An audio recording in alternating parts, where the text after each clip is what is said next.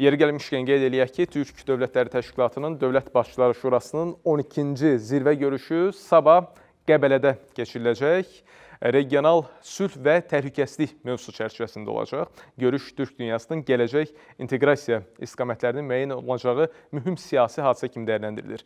Regional sülh və təhlükəsizlik mövzusunda olacaq görüş Türk dövlətləri arasında əməkdaşlığın dərinləşməsinə və qlobal miqyasda təşkilatın rolunun artırılmasına hesablanıb.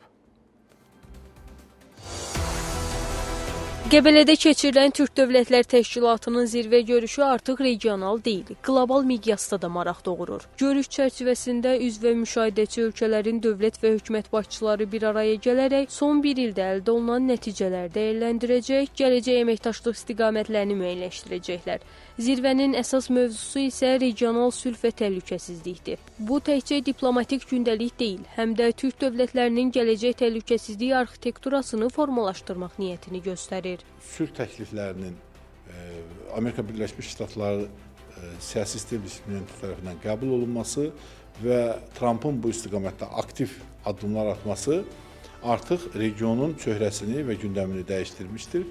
Burada əsas məsələ sülhün inkişafı istiqamətində addımların atılması, regionun böyük ölkələrinin bu prosesdə iştirakı orta dəhliz proyektimizin uğurla həyata keçməsinə dəstək verəcək və o cümlədən də bu proyektlərin Türk Dövlətləri Təşkilatına üzv olan ölkələr tərəfindən təhlükəsizlik aspektinin hazırlanması baxımından da çox önəmlidir.